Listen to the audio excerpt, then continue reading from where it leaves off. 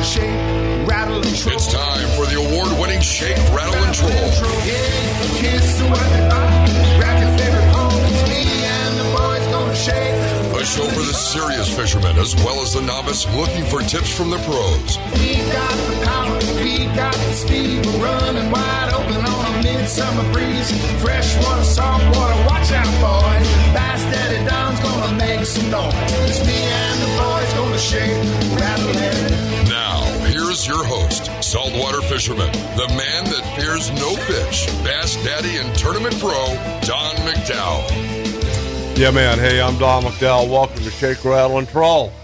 And I'm Special K, admiring the sartorial splendor that is Mr. Don McDowell this morning. I have to say that powder blue shirt brings out the highlights in your eyes, and as well as the fact that it designates a bakery that you are promoting through Danica. Patrick. Thank you, JK. You're welcome. It's going to be a long day for you, I'm sure. In the house with us, we have President Kruger from the TBF. Welcome. Morning, Don. How are you? I appreciate you coming down. I'm well. Thanks for asking. And my special guest today is Big Mike. What's happening, buddy? I'm good. How about you, Don? You know, Mike, I want to thank you for the opportunity to have you here at the radio, on the radio show, and bringing me this Danica Patrick shirt to wear because Junior lost the race last week. So. Yeah, he did. Get beat again this week. Excuse me? Get beat again. You know what? I'll bet you a Wiener Schnitzel with sauerkraut, extra onions, that he beats Chase Elliott today. I think so. All right, we're going to see. So what have you been up to? I understand you're quite the athlete. You did Special Olympics here, what, a week ago, 2 weeks ago? Yes, I did. Cheerleading. I got first place. We have a group. My girlfriend and I went. Your what? Whoa, what? Your girlfriend? My girlfriend went. Mike! No, Mike, don't do that. It's the road to hell. Stop Mike. now. Just get used to it. Get used to it. Oh, I have been dissed. Mike has got the bug. I'm so sorry you were infected. It's okay. You'll Mike, be what well. about all your $20 bills? My money's going to her to money to me because I pay for all of her dinners and lunches, and I buy her things, buy her bear and stuff for her. Oh, I'm Mike, going to call Walmart. We have a man down on aisle 5. Yeah, we do. We need to clean up here. What do you think, Mr. Kruger? I just think about my own wallet. So Bam. I totally know the direction he's in. Do you know how rich we would be if the word women was not in any of our lives? At 19, somebody pulled me aside and said, "Greg, stay single and your pockets will jingle." Oh. Yeah, all right. No, That's not That's true. another no, one of you those need to write that 19-year-old down and advice memorize versions it. that I You write never that got. 500 so. times this afternoon after Chase Elliott hits the wall. Oh, he's not going to hit the wall. The person would be losing would be your driver. Junior will go in the wall first. You're going down, Donnie. Wow. You know, boy, Mike, you're just brutal. So I'm interested to know why you're still wearing that 24 shirt. Because I like Jeff Elliott. Yeah, but what about Jeff Gordon? I like Jeff Gordon, too. No, Jeff Gordon, look, I saw him last night doing AARP commercials driving a rental truck. What is up with that? He's the best driver ever. Yeah, Thank you. He truly was. No, he wasn't. No, he just wasn't. As long as you had the blocks so he could get the gas pedal, you're fine. That's right. There we go. You're right, JK. You know what? He did better than anybody else with those short little legs. He had to give those blocks to Chase Elliott because I think he's shorter than. And Jeff Gordon's more taller than Jeff Elliott because he is better driver. Bill Elliott is better driver than him, too. But boom, best driver ever. You know what, Big Mike? I don't believe anybody's ever told you this, but you're just full of it. You're just denying it, man. Oh, see, he's got you. You're in denial. Oh, I'll tell you. All right, we're gonna have a photo op. I want to get you a nice picture of you wearing that. Well, maybe we'll have you take the shirt off, and but I'd like to have a picture of your medals.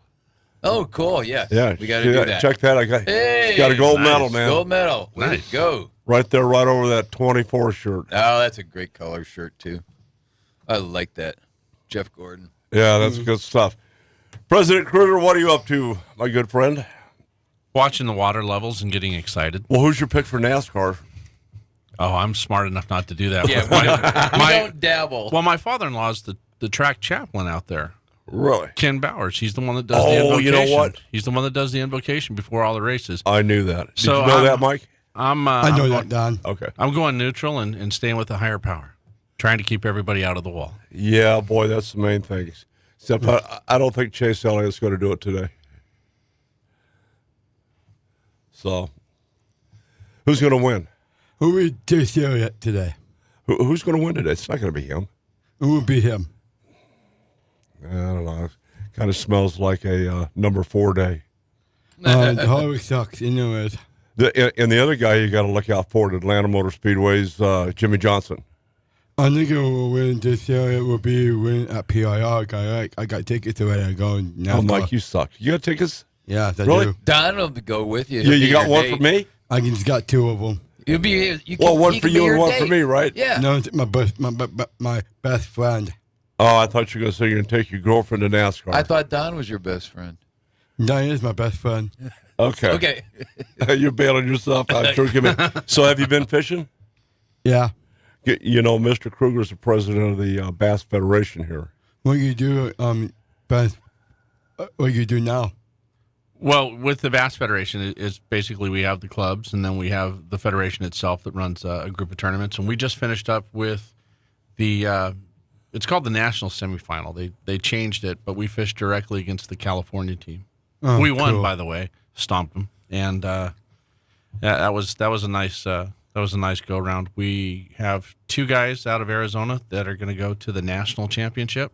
Wow. Charlie Crawford and Oh, Charlie? Yeah, man. Rich Viscara, and they spend a fair amount of time I out don't know there Rich, at but I Havasu. know Charlie's a good stick. Yeah, but they both are. Wow. Handily, Charlie ran away with it. Yep. I haven't seen Charlie for a while, but he's always a threat. If he's inside, you look down and find his name inside the pro-am side of it. You know, Yep, you got to watch out. you got to watch out. Yeah, he's like having a rattlesnake in a bag. You're going to get bit. You just don't know when. That's a fair assumption. Yeah, boy. Well, Mr. Special K, how was your first meeting as president of the Arizona Sportsmen for Wildlife Conservation Group? You know, I thought it went fairly well. We certainly the transition of power is real simple. Jimmy is now Mr. Ed. It was smooth. Yeah, he vacated the seat, but he's going to have to sit next to me because Well, he was sitting right in your lap. Come yeah, on. and half the time he's going to have addressed the issues that we as an organization need to know about, and so he and I will be filtering the information back and forth to each other. More as I am more a procedural person, and he's the one who's going to be out there pounding the pavement and doing the things that are necessary to be done.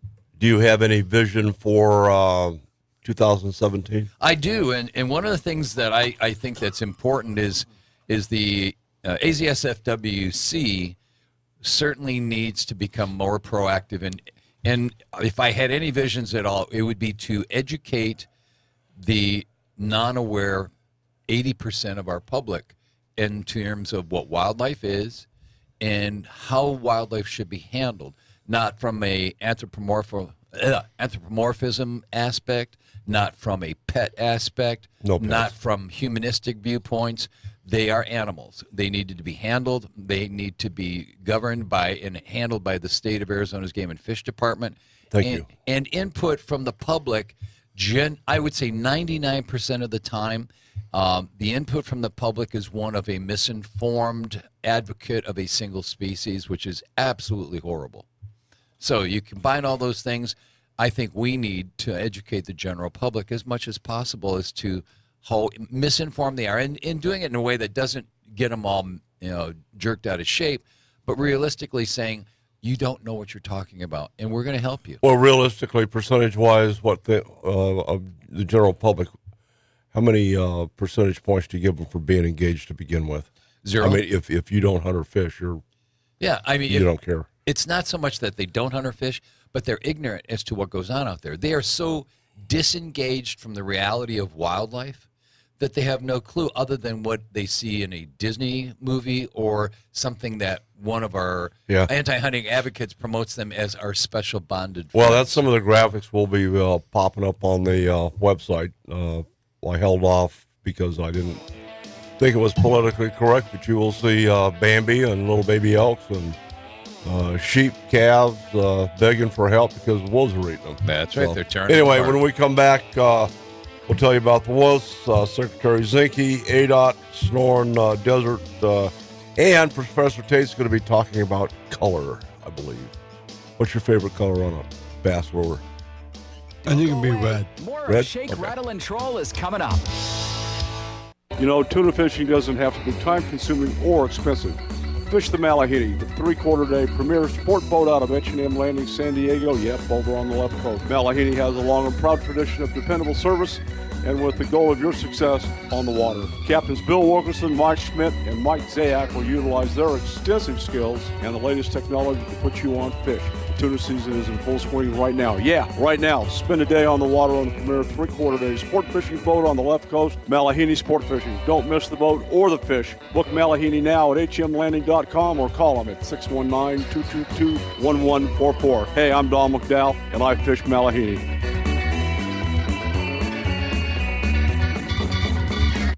See a new world through Precision Sports Optics, where technology, quality, and value meet. Explore Optics are state-of-the-art products with the most technologically advanced precision optics available in the world today. Big bore rifle scopes, red dots, spotting scopes, Nature Smart binoculars and spotting scopes, including the new high-performance Nature Smart LED flashlights. Explore Optics products will perform beyond your expectations and are designed for the outdoor enthusiast that demands quality and performance. See what you've been missing. Available at Lookout Mountain Outdoors, 17232 North Cave Creek Road, 2 blocks north of Bell Road on Cave Creek Road. This segment of Shake, Rattle, and Troll is brought to you by Gun Protect. Total corrosion protection for your weapons and ammo at the molecular level. For more information, visit mygunprotect.com.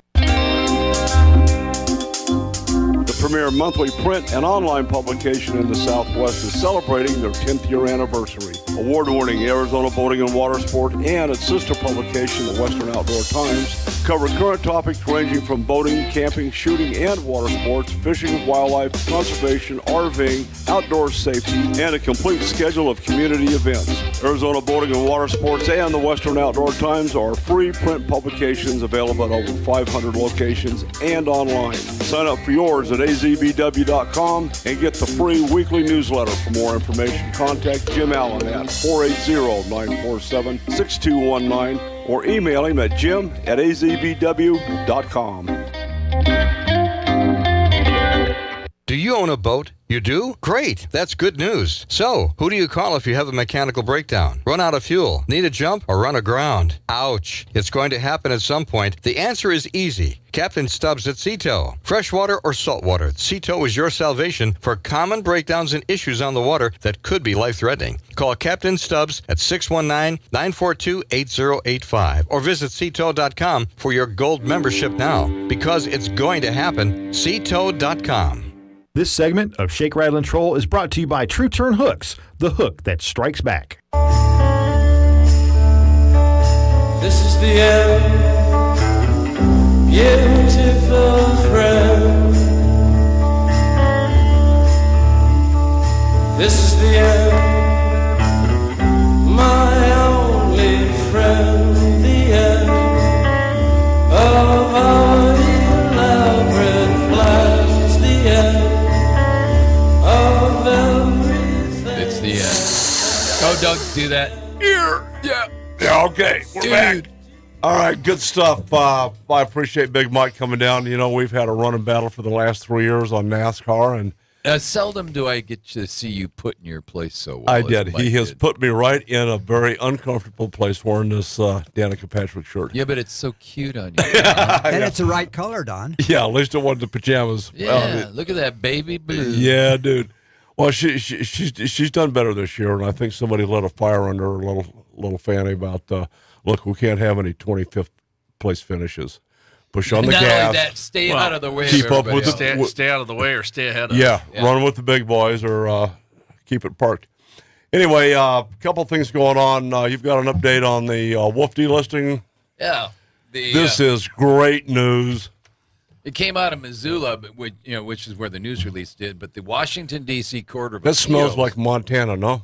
Oh, I wish it was, but it's not. Yeah, No, this came out of D.C., where the Court of Appeals issued a ruling in favor of the United States Fish and Wildlife Service, State of Wyoming, Rocky Mountain Elk Foundation, and all the other enjoiners for the delisting of the wolves in Wyoming. And basically what it said was the initial court had found that the state of Wyoming had done everything that was necessary to maintain a basic wolf population. It went to the court in under the endangered species list, and the D.C. Court of Appeals decision affirmed the district court on the issue of genetic connectivity and range and reversed the district court on the issue of Wyoming's management plan. And so basically what happens is the wolf population in Wyoming is at this point considered fully engaged, fully ready, and they don't have to have it where there's a special. They can start monitoring them. They can start taking them out. Managing. Yeah. The state can start managing wolves. Great. Well, that's a big step in the right direction. And then this past week, one of Secretary Ryan Zinke, from Montana, by the way, did just a few hours into his first day on the job, preserve the ability of hunters and target shooters to participate in their traditions on his very first day. He just did away with the lead ban on ammunition that Obama did on one of We his knew midnight, that one was coming. That had to happen. Yeah, that's good. We'll talk a little bit about some of the stuff he did on public lands. But, Jerry, what are you going to teach us today? Well, I'm just doing a little recap here on where we're at. I think we're at the speed and the action I of thought the we bait. did speed last week. Mm-hmm. Okay. Color would be the last one. So depth, speed, size, action. Oh, I got depth. We did the depth, speed, and now Right. it's on the action. Yeah. I'm sorry. It is the action. Yes, thank you. And a lot of stuff is... I love action. Well, that's true. And, they build some of that into our lures. We don't have to add to it, right? Right. Yeah. That's the design makes for movement. That's correct. The wobble, the shimmy, whatever you want to call it, that a lure effectively has is based on the design and construction of the lure itself. Correct? I could not put that better. That is correct. Now, you and I can make some additional changes to that. By the way we retrieve it. Absolutely. There we see. I have Mr. learned. President, you're welcome to chime in here all the time. I'm just sitting over here listening to the hunter that's been paying attention. Yeah, absolutely. Isn't that fun? Yeah, he's come a long way. Yes. Oh, yeah. You got to see this guy with a crankbait. Chunk of wine, chunk of wine, chunk of wine. I do tend to do that, yeah. Yeah, you're talking about the speed of the retrieve. It's so critical. And yesterday it was very, very critical how you worked that bait and what bait you worked and the depth in which you found the fish. And it was only a short period of time. Nobody up there caught a fish that we talked to except us. But we only got 2. But after we figured it out, there's a lot of pro fishermen out there. Mm-hmm. And I don't want to sound critical, but I'm not going to show them what I'm doing. Right. And the location, the whole thing is location there. And then putting the speed right. And yesterday's speed, you put your spoon or a drop shot, it didn't matter, right on the bottom, and just raise it up slowly and then let it fall just a short ways. And it was that short drop that About worked. 2 cranks worth? Right. Mm-hmm. Okay. Yeah. And so the speed was really a critical thing yesterday. And it's amazing sometimes we get all tied up into the depth after we find them, the speed, and then it put a little action into that lure.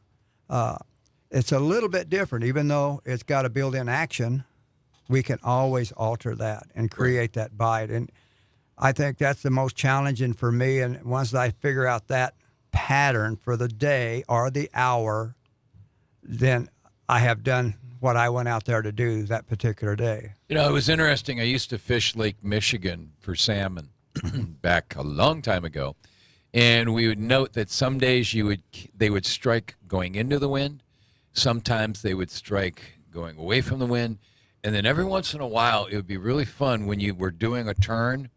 The turn speed changed everything, and you get hits. So we wound up just doing circle turns all day long. That was the only way you'd get them to hit. Yeah, because what you were doing when you did the circle, you slowed the bait down and Yep. you slowed the action down. Right. And so therefore it created changed it. Yeah. the reaction to the fish. Mhm. Exactly.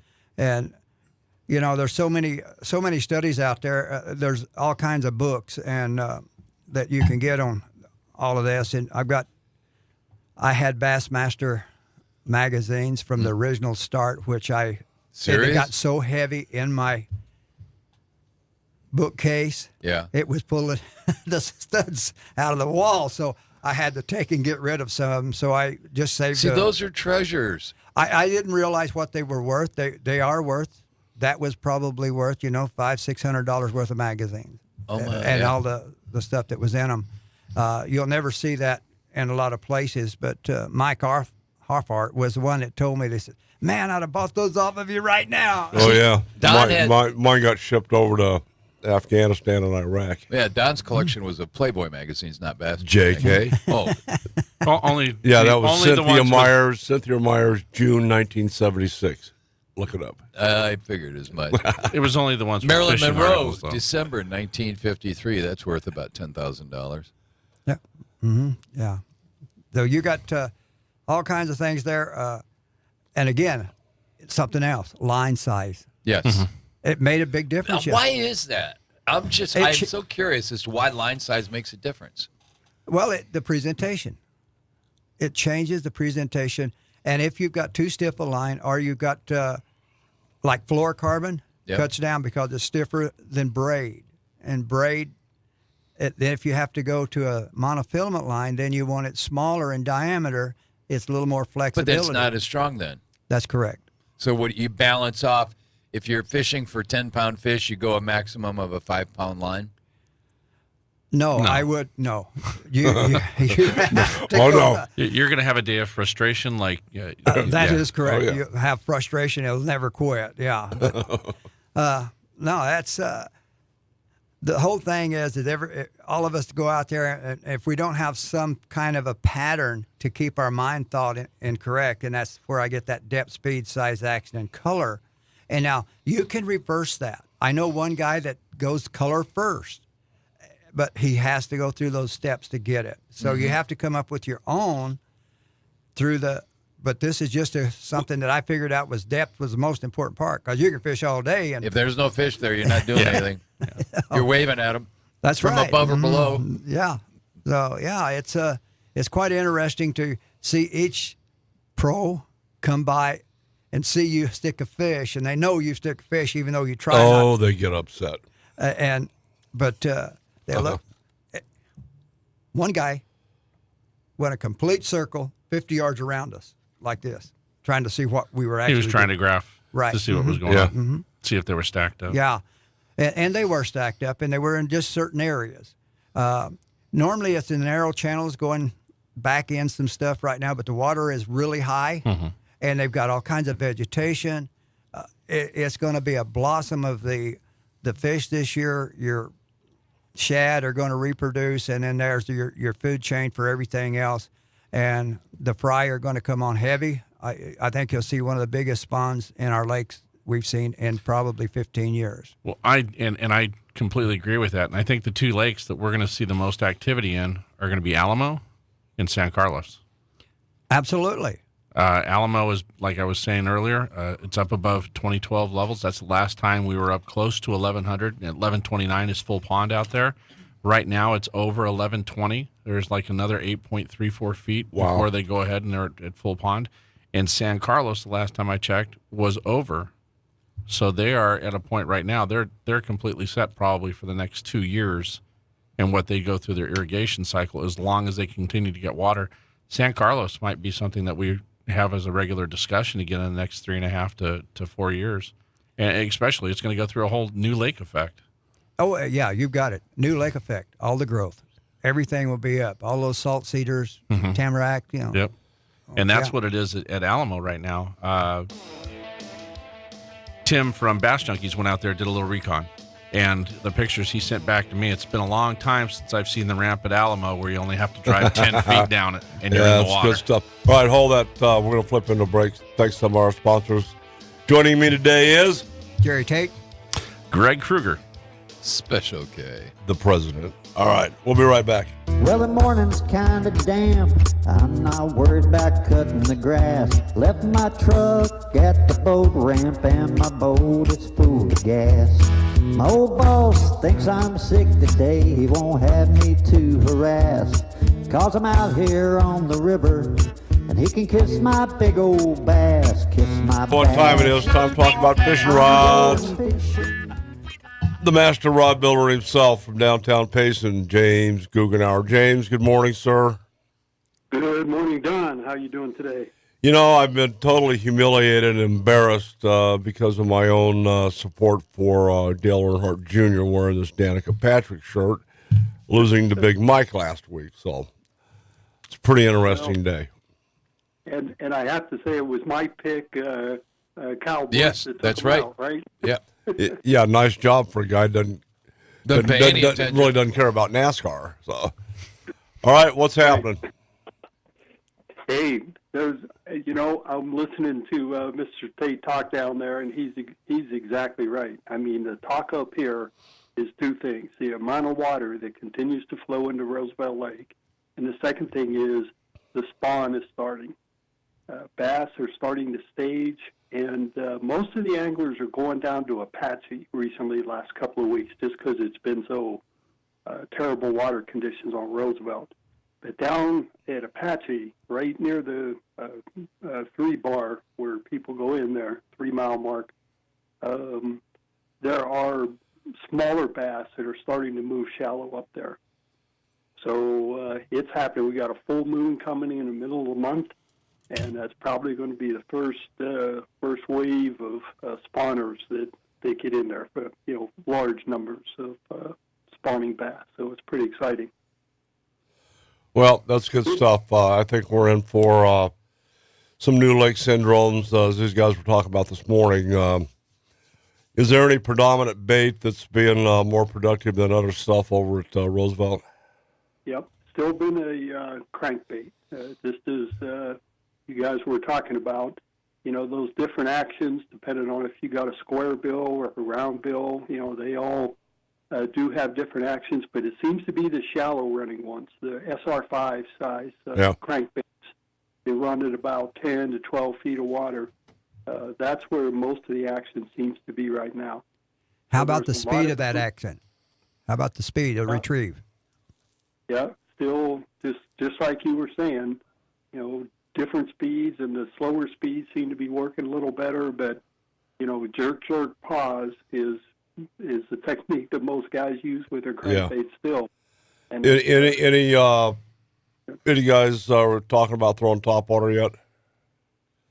Not top water so much, Don. I haven't heard that. Drop shot and crankbaits is the primary thing that guys are doing right now. Drop shot.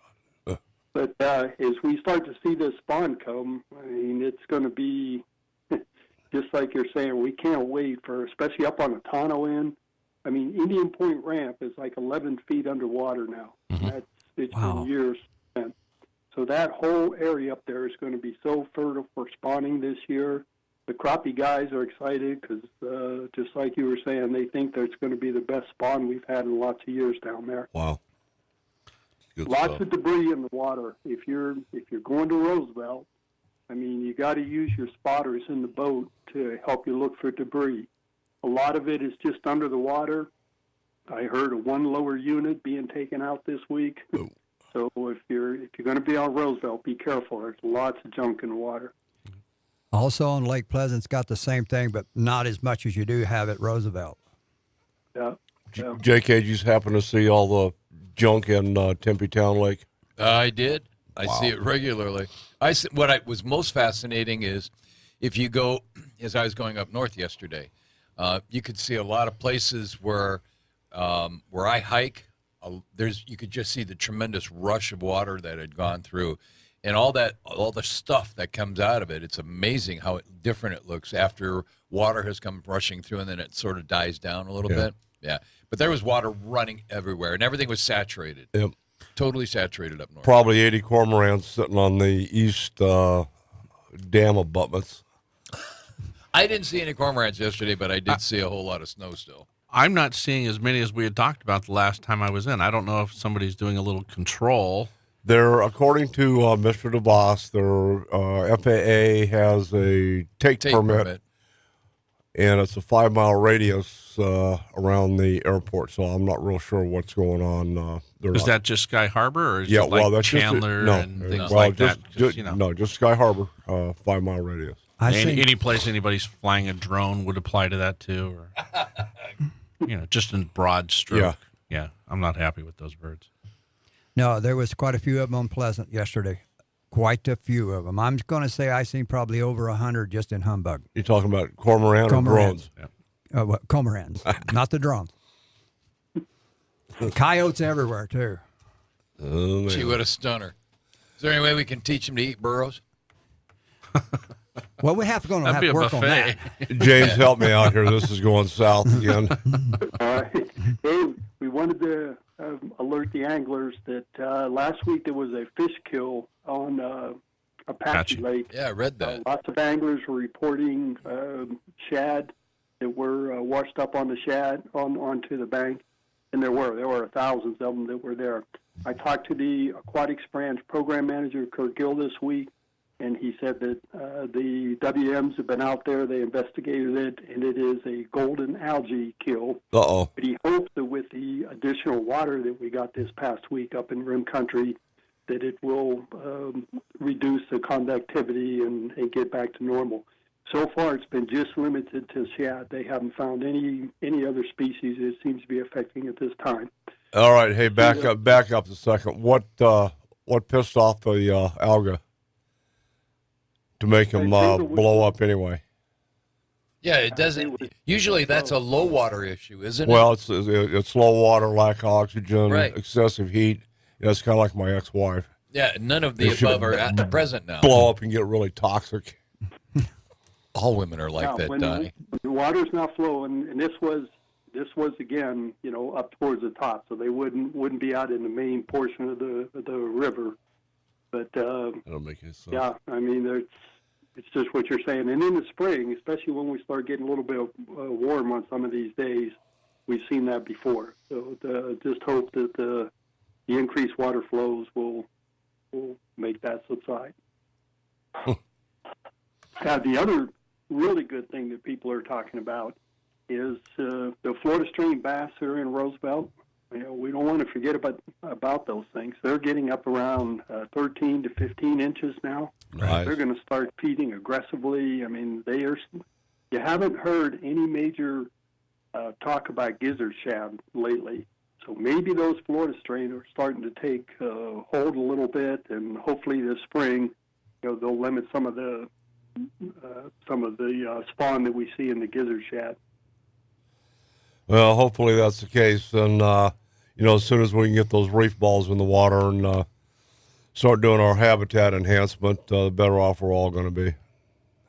Yeah, you're exactly right, Don. And, it's still planned for, either May or June timeframe to start producing some of those to get them into the water. And can't wait. I mean, that's going to be a huge boost to Roosevelt Lake once they get deployed. All right. Anything happening downtown Payson? I see out of Cameron Davis' office, you got a monster mutter coming up. He's always got something going on.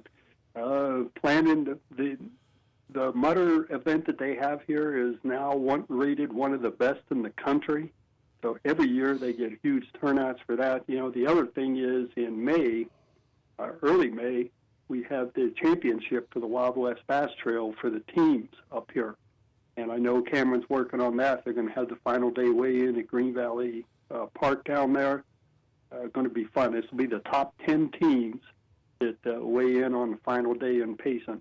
So be sure to mark May 6th on your calendar to be up there. It's going to be a great event. There you go, JK.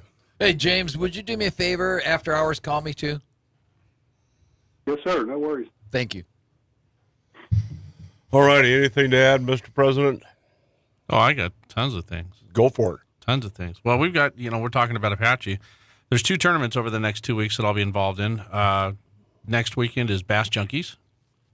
And they've had a couple of major sponsors step in this year, which is Copper State Metals here locally in Phoenix. Nice. And, of course, A&M has continued their relationship, but they've also expanded it. Right now, Bass Junkies has a support trailer, stage trailer, 2 staff boats, and a release boat.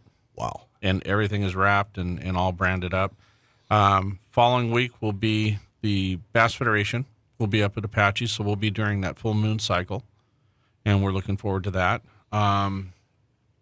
Just things just continue to move, and I think everything's going in the right direction. I also think that because of the way we set the tournaments up, that Bass Junkies was going to come in and do the weigh-ins for the Bass Federation this year.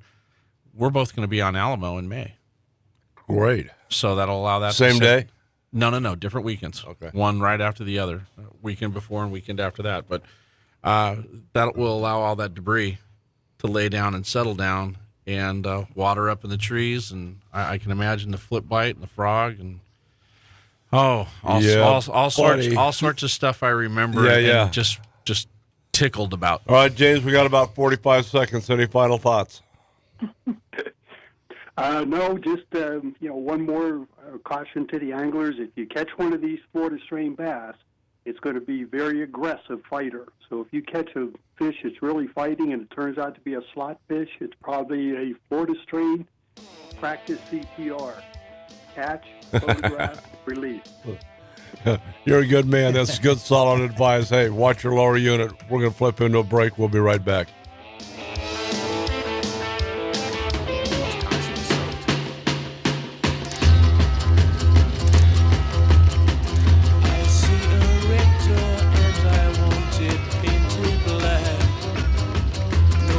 All righty, Jerry. You and I got into a contest a couple of times throwing pencil baits. Yes. How are those working out for you these days? As long as they didn't have erasers, they were fine. Yeah, there you go. Spoken like a true archer. No, the pencil baits are working, or sometimes called stick baits. Depends on how you. Well, these, you know what I'm talking about. Should we even be talking about this? No. Probably not. Well, yeah, but most people can't pick up what we're talking about. Only the professionals, and they already know that. So, you're talking about stuff like that. It's insignificant, but you will get possibly more sales across the counter and people starting to use them a little bit more. But boy, they're hard to find. I don't think I've ever seen those after Fisherman's Choice. That's quite right. I have a couple of them left, and I keep them aside. I've got one under lock and key. Trust me. Yeah.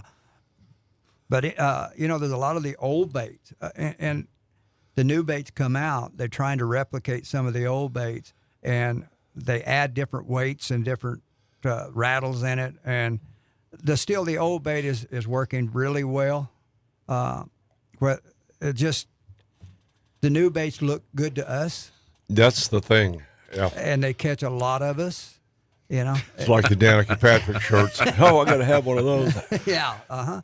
But yeah, it's we go into a bait store now and you look at all the colors and everything, and you say, wow, how do you choose? I'll tell you what, you need to go through your old tackle boxes, because like the Smithwick Devil Horse, the double-bladed topwater prop bait, it's a killer. Yeah, it always has been. And the old hula poppers. Hula poppers. Oh, man. Yeah, and they haven't seen these actions in a while. They have replicas, but they don't spit and this noise in the water, and they change the pitch on the blades, don't we? We never do that, boys. But I don't know what you're talking about.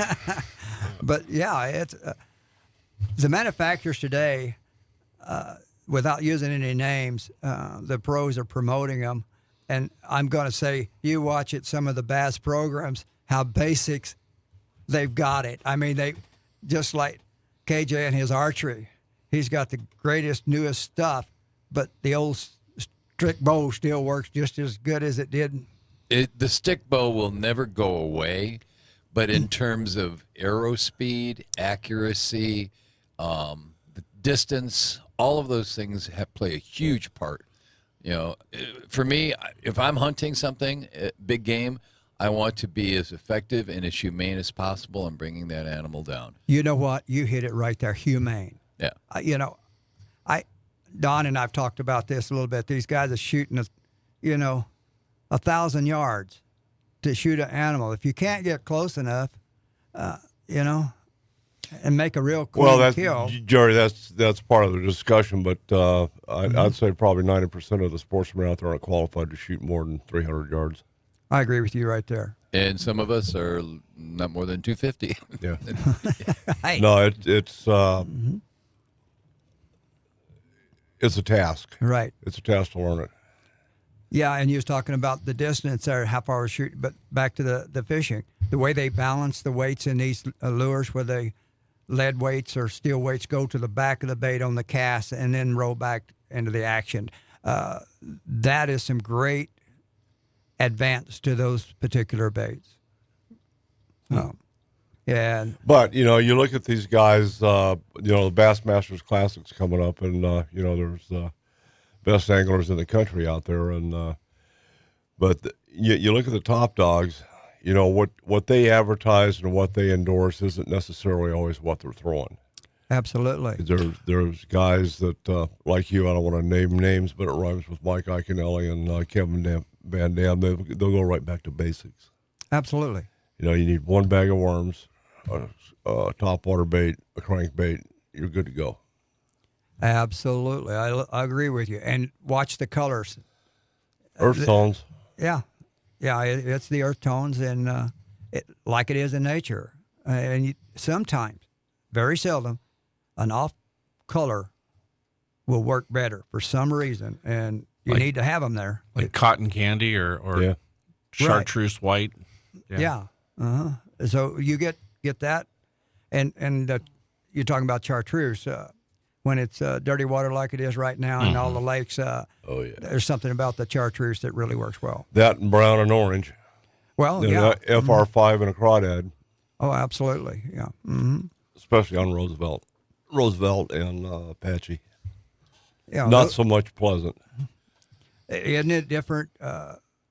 I say sometimes Roosevelt and Pleasant is a lot alike, but when I say that, I'm talking about where the fish are located. Yeah.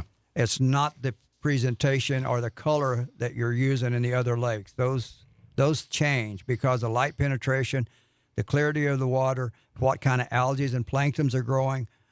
All of that comes into play. Well, that's one of the things that I think a lot of guys, myself included, struggle with until you figure it out is what works on this lake isn't necessarily going to be the same thing that works on, Pleasant versus Roosevelt, especially on something as simple as top water. That's correct. The color, I think, the method of retrieve. Ricky Clunn has got an awfully aggressive retrieve on a chugger or top water popper, and I'm just about the opposite. Real slow, jerk, pause, let the ripple settle down, twitch it a little bit, bring it back, just keep going like that. But the Excalibur, remember, you know what I'm talking about, the Excalibur topwater bait? That color on Roosevelt is an absolute killer. It's kind of a blue and a little wisp of green and some gold. And I've never caught a fish on it on Pleasant. And I've thrown and thrown and thrown. I've had blow-ups, but I haven't caught a fish. But the stuff that I catch on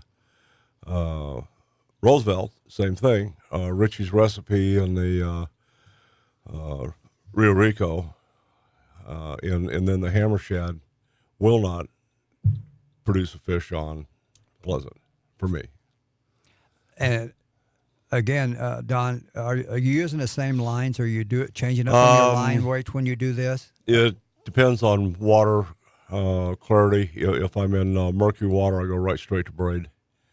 Mm-hmm. And I'm not worried about fish being line shy. But Pleasant, as clear as it has been, I go with probably about 4 foot of fluorocarbon 20-pound leader on braid. Mm-hmm. I like I I have to mention Fireline because they have one that's 8-pound test and 4-pound diameter or 3-pound diameter. That on the surface bait, they cannot see that. And that is a real clue if you're fishing surface and you're not around the trees, open water, it's deadly because Do you it find works great. Fireline hard on your eyes, your rod eyes? Yes. Okay. It is. And some of the But other. Donnie, you're throwing braid. Well, I know, yeah, well.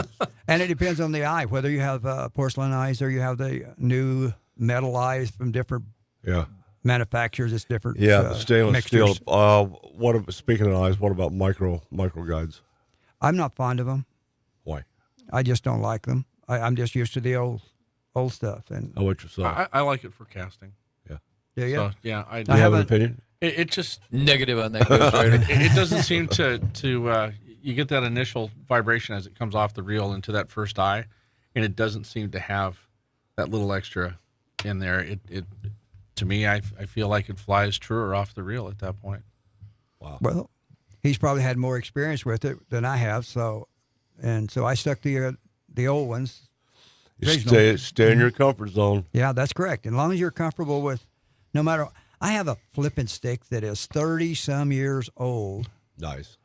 A lose, and I caught fish on it yesterday. So does that tell? Using the same bait, but yeah, that's it's one of those rods that for flipping and high heavy spooning. But I think getting into that, I think rods right now have changed so much over the last 10 years. And there's been some specialization, I would say probably over the last 20 years, but it has really become refined to, we talk about gear ratio with our reels, but literally you talk about a flip and stick and this, that, and another. There are so many degrees of rods out anymore. Guys that are throwing swim baits. And what they want out of a swim bait and what kind of action they want out of it to the backbone. But there has been such a technical evolution to fishing. We were speaking about graphs, and literally there is a technological point to this now that is so far away from a Zebco. Oh, man. Yeah. Oh, yeah, that is true. Very true. Yeah, so you have to stay in your comfort zone, but it would take me a while to get used to what you're doing. So as long as I can do what I'm doing and catch, then I'm okay with that. And the expense of the rods, look what the difference is now. I paid $100 for that luge, and now I think they're close to $500 or something like that. There's stuff out there right now. 13 Fishing, their highest level rod is the Archangel, and it retails at $750. I'm like, there's no way I'm putting anything like that in my rod locker because I know occasionally my rod lockers will shut inadvertently. Thank you. Mm-hmm. You bet. Be an expensive moment. That and you step on the tips. Mm-hmm. Yeah. That's not a thing. You're not supposed to be stepping on them. Yeah, I know. That's why I fish barefoot. What about Mike Iaconelli. Going back to the old school fiberglass rods for cranking? I have them, but I prefer some of the newer ones. I like a Fenwick rod that they've got, and it's been around for several years, and I really like the way the vibration and everything. And again, it's coming back to what I was saying. I think the new stuff out there is great and give you the sense and feel. So I'll leave it right there. All good information to have. Hey, we're going to shut down the first hour. We do not have roll call. Praise God, and thank you to Donald Trump. Amen. And we will be back with the second hour.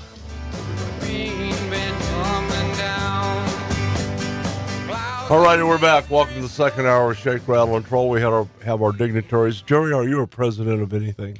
Not anymore. I have kind of resigned. Okay, so you're a former president, and we have the president of the AZSFWC, a brand new president, Special K, and then we have the president of TBF. Are you ignoring the other presidencies that I? Well, the have? Arizona Deer Association, and Super Big Game Raffle. Thank you. Nice. Okay. The triumvirate. Did I miss anything? Do you sit on the board of directors for Holiday Inn Express? No, but I stayed there last night. Okay, good. All right. That's good information to have. Okay, we're kicking around, just a little bit of everything with Professor Tate. We started off on size. We got into color and line size, rod size, gear ratios, and TBF Bass Junkies has a couple of tournaments come up. What's your schedule for the next couple months? We are out at Apache, as I said, next week with Bass Junkies. After that, we are at Havasu. We'll be going out of the marina for that. You know what the date is? April 8th. Wow. At Havasu. That'll be a kicking bass tournament. That's honestly, we've been very fortunate. I mean, the TBF has been, and then subsequently Bass Junkies, and Bass Junkies is really drawing in many more boats and a broader base of anglers there. But Havasu's been very kind and very hospitable to us. The marina over there, they match what Windsor does on the weekends for us. Wow. And you've got a protected launch. You've got security on site. All the rest of it. It's all the things that you'd like to be able to go out and you're on the water and have some confidence that nobody's going to mess with your stuff. Yeah, good luck on that. And just about any other place, you got to have somebody with a watchful eye. And that's another nice thing about the Bass Junkies thing with all the trailers and that recovery boat. There's always a presence in the parking lot wherever these guys are parking at. So you walk away. And my guess is, around. knowing your guys like I do, there's probably some lead ballast here and there. Oh, I would neither confirm nor deny. I love it. It's okay. The lead ammunition ban's been lifted, so it's all good now. Amen. All right. Wow. Back to you, Jerry. How do you select the size of the bait you're going to use, Don? How about that? Let's touch on that. Bigger is better. Size matters, JK. That's what. Never mind. Well, yeah, I think it just depends on a couple of things. What the wind's doing, the water clarity, and water temperature, and ambient outside temperature, and especially wind. Right. Yeah. For me personally. Right. And if you're in the wind, a little heavier bait, you can control a lot better. And then I have this eeny, meeny, miny, mo method that seems to work out well. Okay, and it depends on how deep you're going to get that bait. Because quite frankly, most of the time, if you know your water, either, where you're fishing and know your baits, it's like knowing your ammunition and trajectories and all that kind of thing coming out of the end of your barrel. If you're in tune with that, there's not much of a discussion that you have to have with yourself. That's right. Mm-hmm. Yeah. And to get that, with those bigger baits, you've got to get the baits down a little bit deeper. And it depends on that issue. It depends on what time of day it is. Well, there you go. Again, if they can, I don't want a fish to see the absolute bait. I just want him to see something that's there that he normally eats. And the water reflection on top cuts down the sunlight penetration. All right, I'm going to let one cat right out of the bag. The frenzy baits. Yes. The crank baits. Mm-hmm. If you take fingernail polish remover, you can take the color off and you have an absolutely crystal clear crankbait, which will do exactly what you're talking about, that has ball bearings in it. Right. Absolutely clear. The only thing I'd suggest is replacing the 3D eyes with a black and silver, and that'll give them a hint, but it'll give them a target from the vibration, but not a full visual on just exactly what that is. Well, and that works really, really, really well in clear water. Well, yeah, vibration is more key in the bass world than actually their eyesight, because the focus of their eyesight, they can see something out there, but they can't tell what it is, and they have to get within, I think it's about 3 foot before they can really identify striking distance. So the vibration in their lateral line. Yep. Yes. Mm-hmm. Because that's where it's going to come out first. Okay, you're talking about the lateral line. Mm-hmm. It's not on the side, only on the side. It's all around the eyes. They've got a complete deal around their head. The little... Those are called Oreos. Oreos. But as the water pressure goes in there and the vibration changes, they have little hairs in those little ducts. Mm-hmm. I'm going to call them hair. They're fibers. Similar to what we have in our ears. Whiskers. Very similar. and they move that, and they can sense so many different things. The way it's the biology of it is unbelievable on their senses, but their eyesight is not that great. The older a bass gets, the more eyes his poke goes out further. They don't not flush with the head. If you get a 10-pound bass, his eyes is going to be bulged out. He can see much better. He didn't get that whole just striking any and everything. So you look puzzled, JK. No, I was going to suggest that they see an optometrist, but I had never heard that their Fish eyes. LASIK? Yeah. No, it is very true. Really? With bass, yes. The only thing I can compare that to is like elk antlers. The older the bull, the more the spread is, because the pedicles droop more as they get older. The pedicle distance, that's where you get your span. Mm-hmm. And it's whether it's, I've often wondered, and I still haven't gotten a good biological answer. Nothing worse than droopy pedicles. Yeah, droopy pedicles. But that's what happens. It's not so much droopy as it's just the wide expanse of the skull.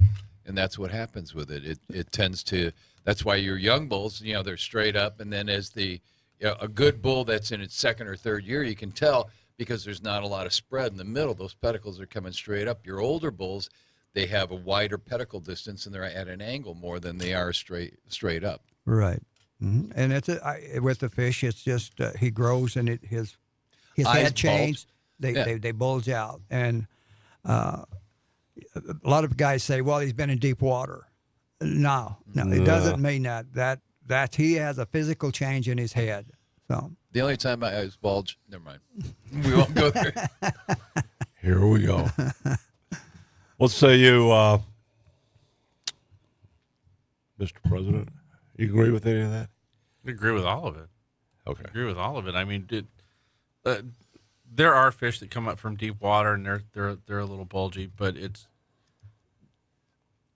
you turn around and you pull an 8-pound bass up and you pull it up out of 40 feet. You're going to expect some changes inside of it. And we were talking about the air bladder and being able to ride itself and things like that. But there's a physical change at that point just because it's a sudden.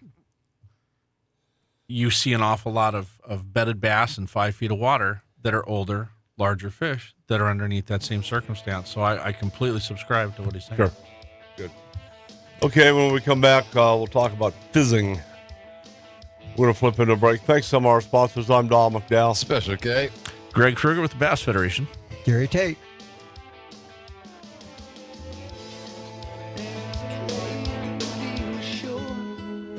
All it glitters is gold, and she's buying a stairway to heaven.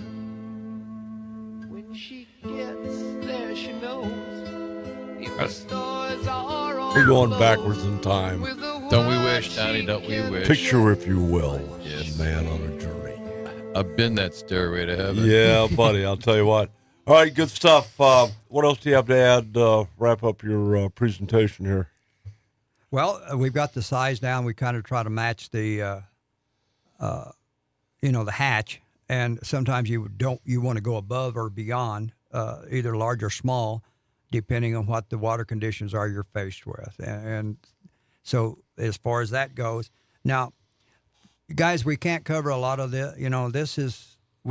I have condensed this down from 8-hour classes down into just a small paragraph, and there's many details and drawings and graphs and stuff like that. It's not only mine, it's some that I picked up from different people and different companies, and a lot of the books that's out there, and some of you, I've recommended some of them, and especially to young kids coming up, there's a tremendous amount of information on how to control and help the fish after they're caught. And I would like to, this clip, could anybody explain it? Because I have not used the clip yet. I didn't understand it until I just talked here. Could you explain that for us, please, again? Sure. One of the things, and this is directly related to Bass Junkies, there is a full cycle of how fish are handled at the tournament. Initially, there's 3 tanks they come up to. There's an aerator, 2 different tubs that have air stones. the aerator tank is loaded with Rejuvenate. They come up to the weigh scale. Then they get over to what we call our hospital tanks and our transfer tanks. Now, the hospital tank, you turn around, and this is a fish that's showing definite stress. It came up lethargic to the scale. It wasn't 5 and alive. It was like 4 and 1's not so happy. So our not so happy fish winds up in the medic tank. And what we do is we take it's about 1.5 ounces or a 1.5 ounce lead weight that is on an alligator clip. And you take that back to the anal fins, and you go ahead and you clip that down there. Ow. Well, for you and I, yes. For them, not so much. This tank has Rejuvenate in it. This also has an aerator in it, so we're getting plenty of oxygen. We've also got things in there to turn around and give them a little more stimulus, help the slime from the handling. And the fish rights at where the tail is down towards the bottom of the tank and the head is up. And the fish is righted. It's not leaning over to one side or another. It's not head down. It's not upside down. It's righted. And rather than going through an invasive process of turning around and fizzing the fish, and for those of you that don't know, that means getting in there and getting into the air bladder and releasing that to allow it to equalize and get down into the bottom of a tank where it's no longer on its side. You either do this down through the mouth or you do it through the side, back and behind the pectoral fin by the lateral line.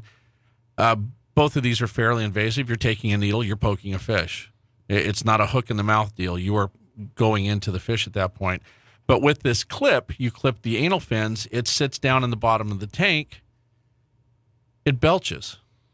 And it releases this air, and it allows itself to go ahead and basically self-adjust as if it were changing depths and swimming up more shallow, and allowing it to go ahead and, once it's recovered to that point, a quick flip of the tail, it shakes that weight and begins to move about freely. How long inside of that tank? What's the average time? How many minutes were we taking? It'll go anywhere from 1.5 minutes to 5-6 minutes. And you start to see some progress and start to see some recovery with the fish. And we have been extremely successful with fish care. We've only had one fish out of all the tournaments that we've been doing that has passed under with our care. It came stressed, and it just would not turn around and recover. Wow. That changes a lot of the dead fish that you and I don't see, but being I was at the lake a lot in previous tournaments, 10 years, 12 years ago, the die, even though they were released, they were dead. You could see in the clear water, you could see them dead. So this is a great step. And also, the new boats, I understand, have all kinds of oxygen stuff in them to put air and stuff. There are additional aerators that are available. Some of them, I think, come in the boats now as a standard. It's been an option for a while. Fish care and the angler on the water is so much more the angler responsibility, and they really should be paying attention to it. If you're fishing and you're looking to bring a fish into a weigh situation in a tournament, you better be taking care of that fish out on the water and not in the mindset, well, if it goes, I've got a 1/2 pound or 1 pound penalty. I've got a 18-pound bag. Now I think I can adjust for that.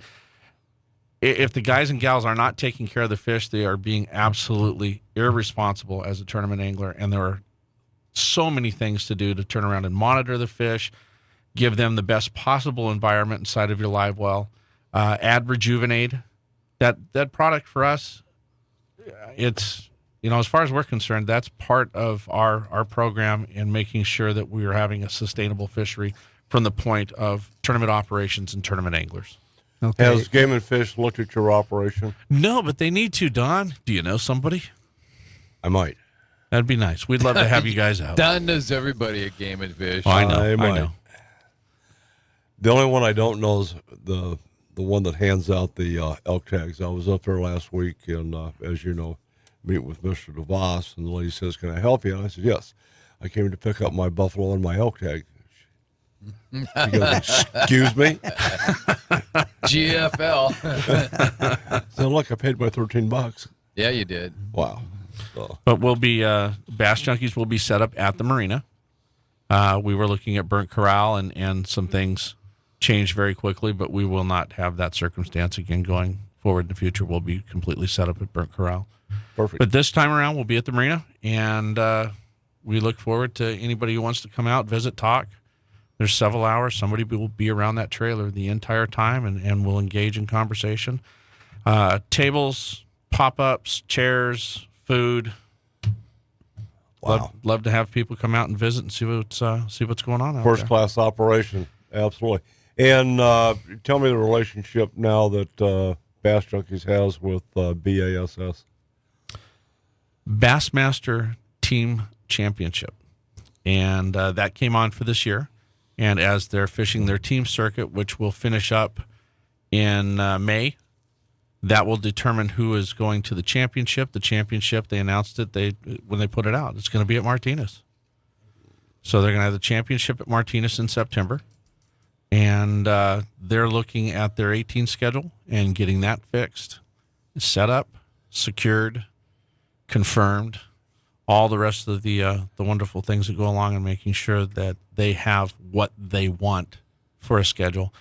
And for what I understand, they may be expanding a format. That's what has been discussed behind closed doors, which means possibly a pro-am. Interesting. But I would call it a working man's pro-am. Pro-ams are always interesting. Okay, both of you guys and you two, JK, who's your pick for Bassmasters this year? No, I'm going last. I'm not going to do that first. And don't say Jeff Gordon. I could. You got a thought, Tater? Edward Evers. Okay. I'm following Josh Bertrand right now because he's local boy doing Yeah. well at the tournament he's at. Well, that he is, yeah. Yeah, but Edward has done real well, and been watching him for quite a few years, and, you know, I think he's doing Yeah, good. it's going to be interesting fishing in South Texas. Well, that is true because you got some big monsters there, and so those that are used to catching the big ones is going to be there, and I think Edward Evers has a chance at it. Yeah, he does a lot of work that. You know, on the every water. time I hear people prognosticate who's going to win a bass fishing tournament, 99% of the time, it's somebody they didn't think was going to win, who got lucky, who got on fish. Yep. Everything. It's the variable. it is a bass fishing yeah. tournament, not a bass. Is he sounding like an catching authority? tournament. Are you kidding me? Listen to this guy. I'm serious. I've listened to you guys sit around this table prognosticate a winner over the last 5 years, and guess what? Bam. 99% of the time, it didn't happen. The only guy I know who wins who has been really playing in the money on a lot of the fishing tournaments has been Clifford Perch. That's it. Well, he's done good. Yeah, Clifford's And he's a good angler, and Yeah, what happened to Murray this year? I don't know. I don't know where he went. What happened? Up So. in smoke. I don't know. But now Cliff and I go back when he first started. So yeah, I've Nice. come across different things when he was just a young guy, and he'd been around for a while too. So, Alrighty, that said, hopefully we can resurrect Captain Laidback over in San Diego, see what's happening over there.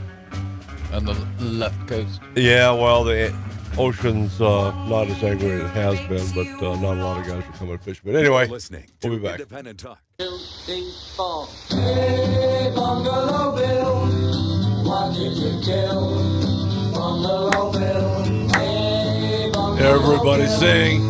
Bungalow Bill. Captain Bill, what's happening? I'm sorry you're having such disrespect this morning. Hey, good morning, guys. How you guys doing? Morning, Captain Layback. Mr. KJ. Shake and bake. Yep. Yeah, man. What's happening over on the left coast? Everything good? Gloomy weather-wise. Gloomy. The boat's not, didn't run yesterday. No people. Today, no people. They're all up at the Fred Hall Fishing Tackle Boat Show. Oh, yeah. Oh, yeah. It was fun. I was up there yesterday, going back up there today to finish some business. But Did you see the striper snatcher up there? I most certainly did. Okay. I most certainly did. Ran into him and told him I'd talk to him tomorrow or today sometime. I've learned there is no talking to him, so good luck on that. Yeah, exactly. Fishing wise, I do believe there was a day and a half boat got out Friday night fishing Colonet. I have not heard from them. There was a 3/4 day boat.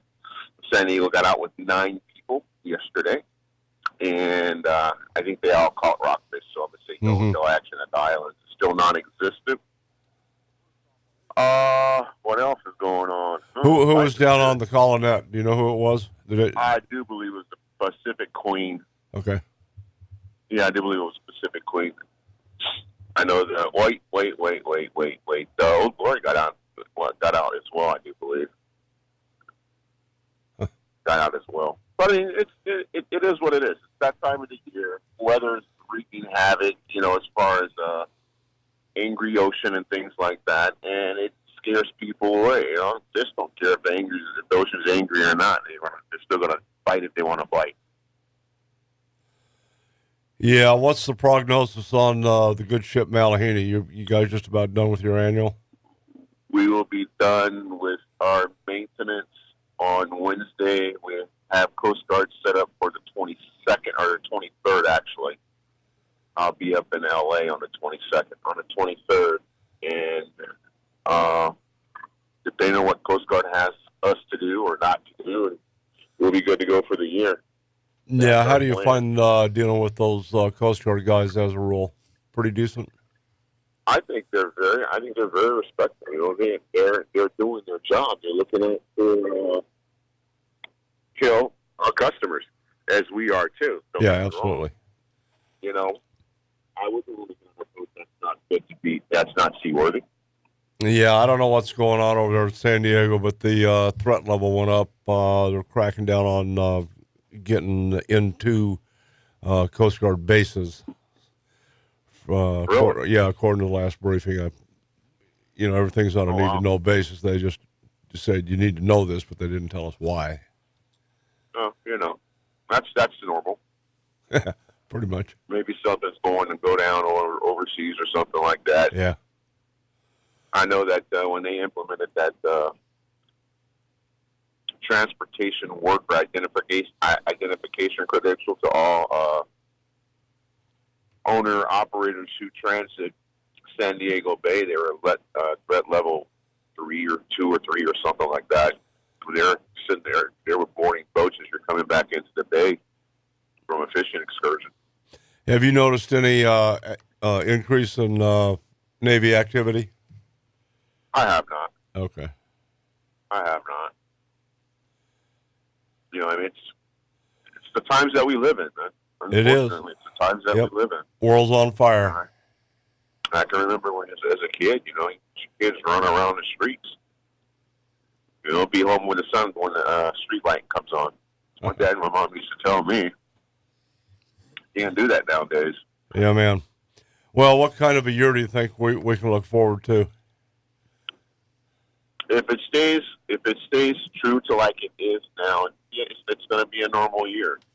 We'll hopefully find a sand bass this year and fish sand bass and barracudas in on the beach in the morning, drive over to the island, catch, chase yellowtail in the afternoon, catch 10, 15, 20 of them and come home.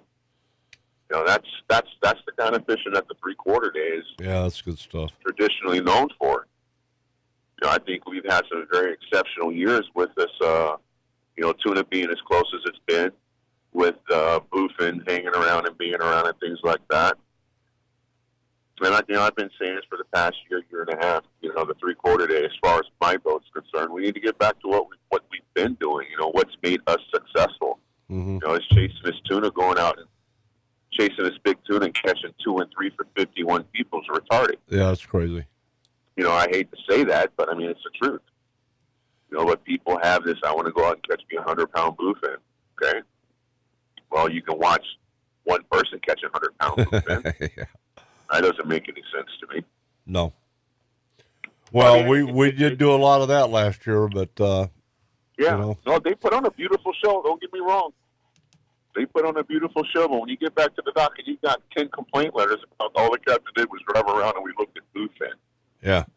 What about the commercial fleet? Any scuttlebutt from any of those guys getting into anything down the line?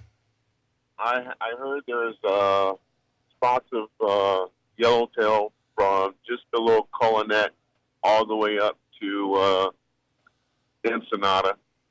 Is that stuff going to push this way? I don't know.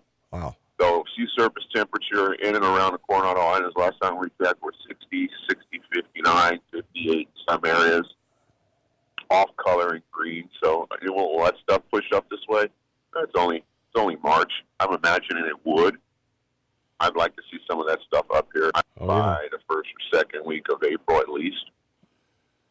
Yeah, I'm just looking at the sensory advisories out on Tanner Banks. Waves are less than 4 feet, 17.5 knots, 14-second intervals, and 59.2 water temp. So.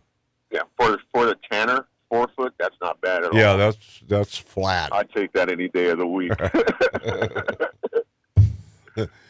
Greg, just to put that in perspective, last week was running 23 to 25. Isn't that crazy? Feet. So that's like the equivalent of an 8-foot roller at Havasu. Bumpy, yeah. Yeah. Yeah, very, very, very unpleasant. Well, good stuff. You going back up to the Fred Hall show today? Yeah, we got to finish up, and then hopefully should be out of there by 5:30, 6 o'clock. Good stuff. That's the plan. All right. Well, you have a blessed day. We'll talk to you Monday, Tuesday. All right. Hey, you guys have a wonderful day. God bless you guys. You too, Captain Bill. Malahanny Sport Fishing. Check them out at hmlanding.com. Get ready. Yellowtail are coming. All right. So, where are we with the donkey wall? The donkey wall. It's a fascinating thing to me that depending on the issue and the species will depend on the amount of outrage that you hear from people like the Center for Biological Diversity, Defenders of Wildlife, the Sierra Club et al. They're against a wall along our southern border because it will have a negative impact on migration corridors for wildlife, specifically one jaguar. Yeah. Have not seen a female in the last 80 years that they know of who's ever been north of Mexico City because it ain't home, honey. This isn't what I call a good place to raise our kids. So they say south in South America, and they go all the way up through Mexico, but they don't come into Arizona. Now, ADOT, in cooperation with BLM, puts up 4 miles of fencing, 7 miles of fencing. Why? To stop the burros from crossing the expressway and getting whacked by semis or passenger vehicles or, God forbid, a Prius. Well, guess what? What are you doing? You are preventing a migration of animals from one side of the road to the other. What is that doing? It's interfering with the migration corridor. It could be desert tortoise. It could be pronghorn. It could be any number of things. But it's okay if we're doing it here for that species, but not okay if we're doing it along the border for one single jaguar who happens to have 775,000 acres of Holiday Express land just for himself. Let me add another perspective to this. The most of the folks on the other side of the fence are Democrat activists, green lefties, and they're in favor of open borders. Of course, you and I and Doug and Kat are going to be down looking at the devastation that the increased trafficking has caused. Stress on wildlife, trashing the habitats, so on and so forth. So, immigration of people who are looking for a better job is one thing. The drug cartels and the human traffic smuggling, that's a whole different ballgame. Those are my severe issues. I'm calling BS on the whole thing. Build a wall. But anyway, my point with these guys is that they're putting animal life above human life. Of course they are. And they bitch about the environment. Well, let's build a wall. We'll have pictures, videos, and look at the devastation that's going on down there from border to border, from New Mexico to California. Well, I think we're going to have it's a big deal. feedback. And then the final thing is, with all their bitching, moaning, and complaining, they don't put any money on the ground. It goes to court. It goes to their lawyers. That said, we'll come back, talk to DQD for a couple minutes, find out what's happening, and get this thing closed out and get on with NASCAR.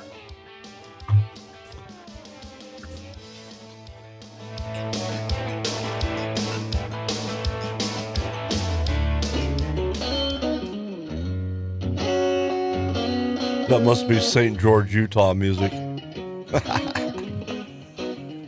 All righty, we're back. I want to thank everybody for coming down. Greg, I know you've got a busy schedule like Jerry. Do you have too much time on your hands? You know, Don, with the situations that happens in our lives when we get a little bit older, it seems to take up a lot more time than you really think about. And yeah, thanks for pointing thank that God out. everybody's well right now and got relatives in from Oregon, and so we're staying busy with relatives and stuff like that, and rebonding and stuff, you know, because I haven't seen a lot of them in a long time. Good stuff. Mm-hmm. Well, Greg, thanks for coming down. I appreciate both of you guys coming down, and we've got our marketing strategist, Dairy Queen Doug, up in St. George. What's happening this morning, Douglas? Hey, good morning, guys. Jerry, Greg, morning. and JK. How you doing, guys? Good Doing well. Great. Great. What's going on? Boy, made some great connections this past weekend in the office of Jason Chavis, I like you. Orrin Hatch, and Mike Lee. We're going to do some good things with these guys, I think, down the road. It's going to take some time, but we're going to get there. Did you hear this morning that Stewart was named vice chair of the on the House Appropriations Interior Subcommittee? No. Yeah, that was just announced. So I can see why we're going to have a tough time at times to get a hold of some of these guys. It's going to be Well, they need to do their job. Yeah, quite frankly, they do. you know that Trump opened the door, and they need to get their foot in it and just do their job. I'm real happy with Zinke, and I look forward in the next 2 weeks to seeing who the new director for BLM and U.S. Fish and Wildlife Service is going to be. Oh, and there's no question about it. There's some exciting times coming. Yep. And I don't know if you mentioned yet on the show, we got our ride coming up here in the next week or so. So there's going to be some good things going on. Yeah, I think so. JK is having some good thoughts on the environmentalists and the wall and all that. You looking forward to running down there, JK? Absolutely. It's been a number of years since I went past Tucson, so it's time. I remember what it looked like 20 years ago, which was the last time I went down. So we'll see. Well, the second part of this, we'll be looking at the hunter opportunity trends from 2010 to either 15 or 16. I'd like to see it for 2016 if they've accumulated the data, the department that is, on how many big game tags across the board were issued and how many hunter days for each one of those big game tag species, along with quail and doves. That's a monumental number to come up with, particularly when they're looking Yeah, for the but they have variation, it. what was, Look, where it is. They mine the information. Yeah, they do. You're right. So. All right, so how's Mr. Foote? You ready to go for an extended hike?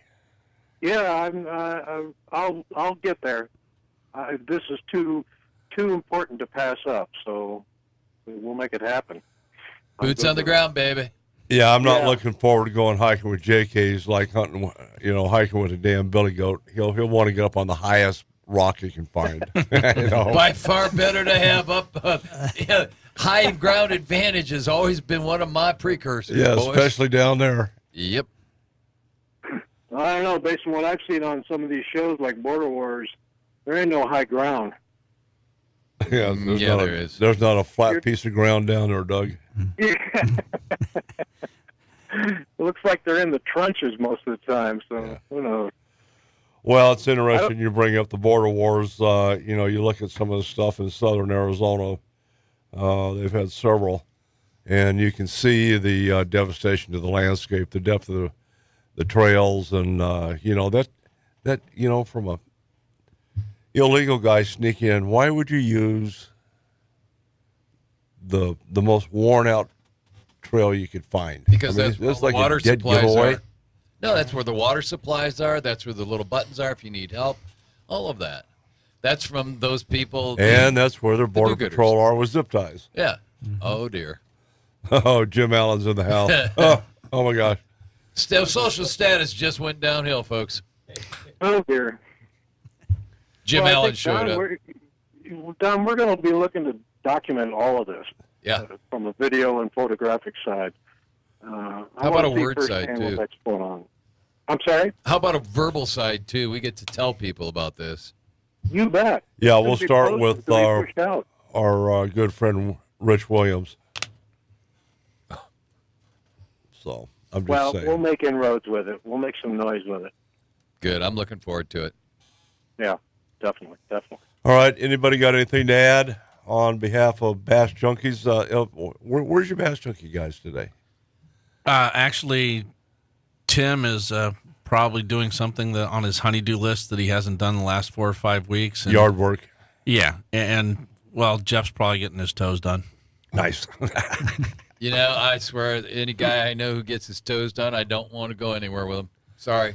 Just a personal He's choice. good company. You know, That's fine. You can have him. Yeah. Take him. You, your little baby he's the blue manly shirt, man, yeah. except for that camel toe. Except for the camel toe.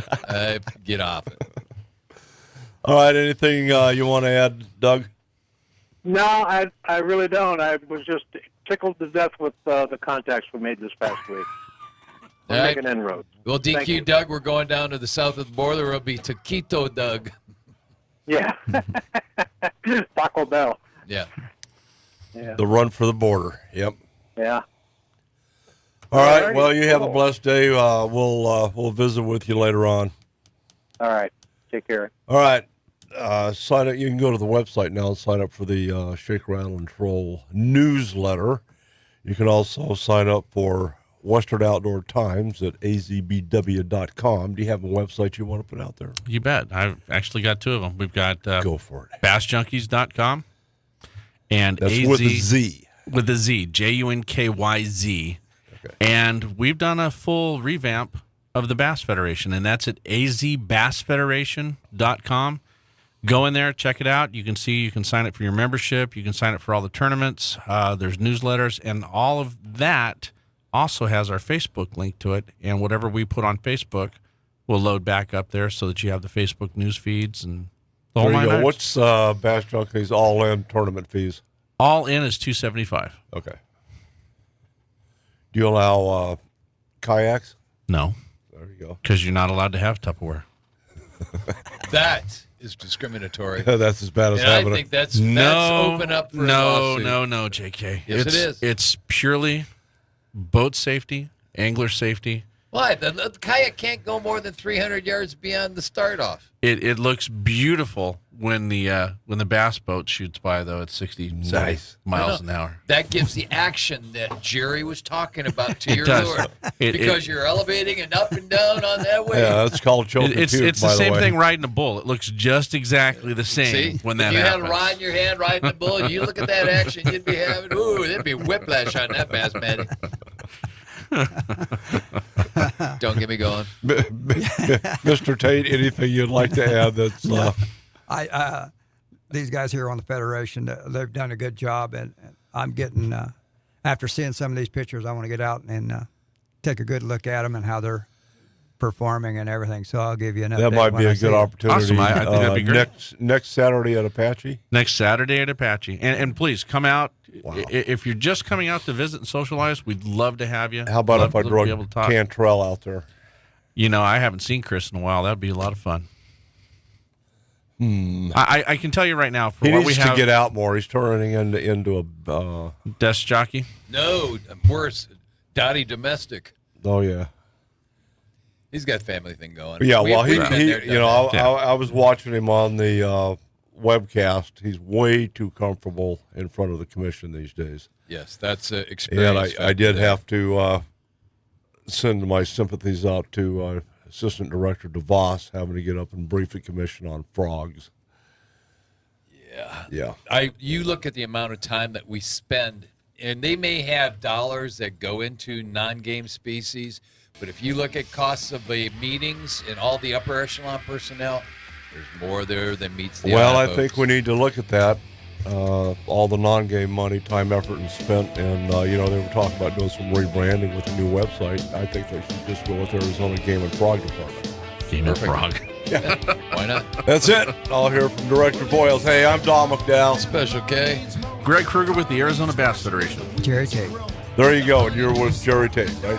All right. Hey, take your kids fishing, hug your bass boat, and we're out of here. And I'm on the 88 car today, Big Mike. Shake around.